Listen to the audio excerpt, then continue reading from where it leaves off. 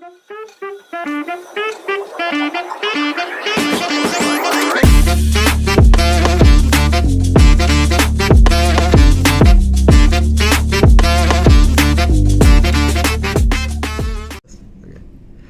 up, guys? Welcome back to another episode of the Community Corner podcast. I'm Arnav. And I'm Nikhil, and today we're diving into a transformative topic that touches us all. What? Sus? And that item is food, guys. Specifically, we're going to talk about how blockchain technology is revolutionizing the agricultural industry. Right from the farm to your plate. I think it's just so fascinating how blockchain, which is like often associated with cryptocurrency basically, is making its mark in agriculture. And many of you might be thinking, what does blockchain and technology have anything to do with agriculture and food production?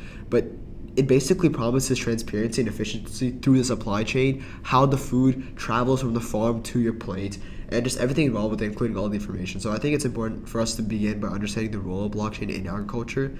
And so for our viewers, Nikhil, how exactly is this technology changing the game? For sure. So for those of you guys who don't know, blockchain is a digital ledger, right? It stores information in blocks that form an unalterable chain.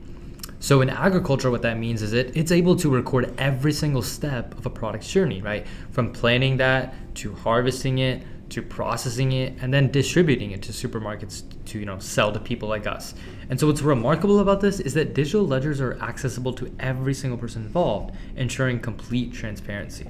Yeah, I think one very prominent example of that is for example, if you're shopping for strawberries at a farmer's market, with blockchain, you can simply just scan a QR code on the packaging or whatever, and you can access so much information about it, like when it was planted, the details of the farm, like how ethical are they, like when they were harvested, even the journey to the store from the ground, if there were GMOs or products or fertilizers, because even people like to buy organic fruits and vegetables, which is better in general. It's like having a very trusty food passport, and I think it's so important to have access to the information, because a lot of the time we don't have access to the information, and a lot of the money during the supply chain process goes towards the distributors, which is not very ethical in my opinion, because the farmers aren't getting as much money, aren't getting the worth for their buck. Not getting the best bang for their buck. Yeah, bang for the buck, exactly. For sure. Yeah, I mean, so I think what's also important to understand is transparency not only helps you make those informed decisions, but also ensures the safety and the quality of the food. You really want to make sure that the food that you're literally ingesting into your body and into your spouses, your husband, your wife, or your grandparents, or literally your kids, everyone around you, that you want to make sure that's good food. And so I think these kind of things empower consumers to know about where their food comes from and whether it aligns with their values.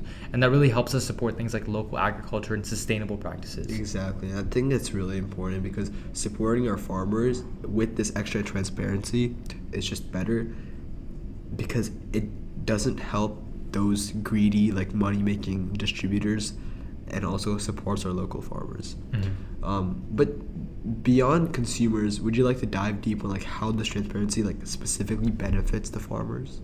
Yeah, for sure. So this kind of thing can really track their product's entire journey, right? And it identifies bottlenecks or areas for improvement. So when everyone in the supply chain has access to that information, it becomes a lot easier to negotiate fair prices, because everyone kind of knows what's going into that product and what's not. Exactly. For example, distributors might charge might take 90% of the profit and give 10% to the farmers, even when the farmers deserve all 100% or even 90%.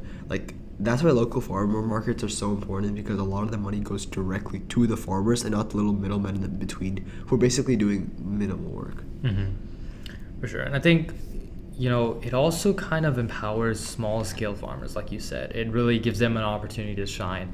And so if you, for example, I like to give this example of a small coffee farmer in a remote region, right? So blockchain can help them connect directly with buyers and showcase the quality of their coffee beans, right? It eliminates those middlemen, ensuring that there's a more significant portion of the profits that goes directly to this farmer. And so in a traditional supply chain, without the use of blockchain technology, there was going to be a middleman who would serve as that kind of communication piece.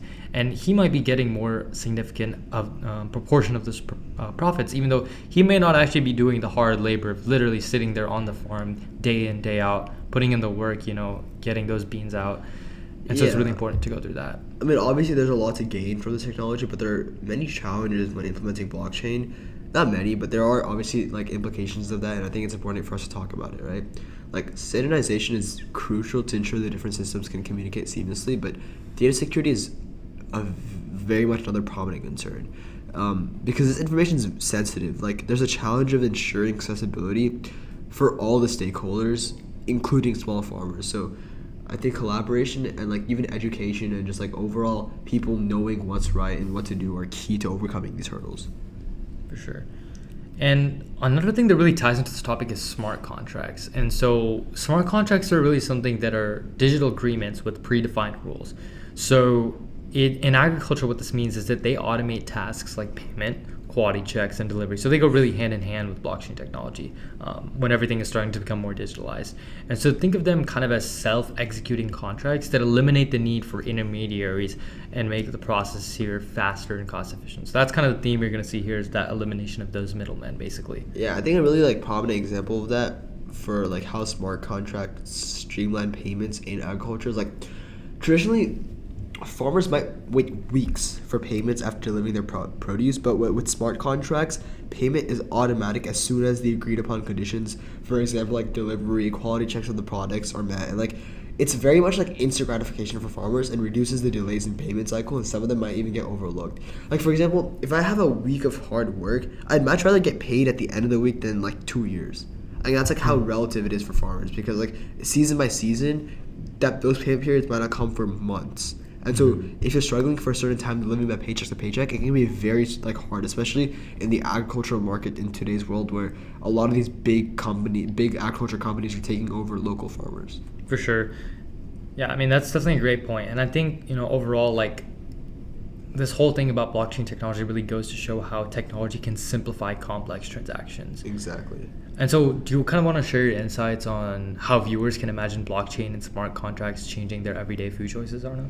Yeah, I mean, I think just like kind of all in all, by scanning a product's barcode, you can instantly access information about its origin, ethical practices, its journey. It's from like the farm to the plate, right? And it just empowers consumers to make a choice that aligns with their values and supports transparency in food. And blockchain brings that transparency to agriculture. So hopefully by the end of the episode, viewers can understand how blockchain helps agriculture with transparency, how it supports our local farmers, and how it's just overall better in terms of ethical practices. And I think it's really cool how technology is paving a way for these, like, for a positive change in the system. Yes, I think overall, really, I don't think that this is really just a trend or just something that's going to stay here for 10 years, but really this is something that can really stay with us for a long time. Exactly. As long as obviously agriculture is there, which it will be. Of course, hopefully. Hopefully, guys, we don't die from starvation, all of us. But assuming that agriculture stays here, this is something that will stay with us. And with that said, this is a very important topic to understand, especially if you want to go that route. Exactly. Even if you're not the farmer there, if you're someone that manages things like Whole Foods or some kind of local supermarket in your area, this is something that's very important to understand. It's a new and upcoming trend. And with that said, we'd like to wrap up this episode of the Community Corner podcast. We appreciate you all sticking around till the end of this podcast, and we hope you found this insightful. So be sure you guys hit the like and subscribe buttons. Stay tuned for more episodes. And until next time, peace. Peace.